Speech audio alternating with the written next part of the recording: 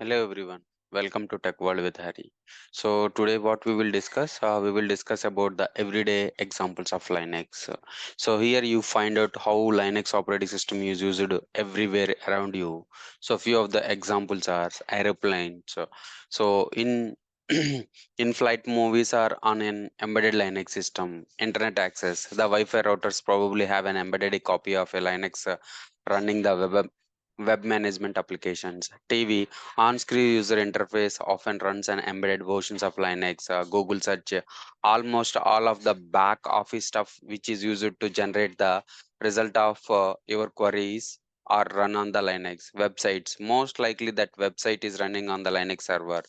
Smartphones, most people uses an iPhone and an Android phone which is based on open source derived from the Unix. Tablets, ebooks, so most have often sources in there somewhere. So Windows data recovery disk, most are customized Linux distributions, and even if Windows operating system is installed, if you want to recover the data, we can use the Linux distributions. Aeroplanes, new appliances with touch screen operations runs on Linux, guys.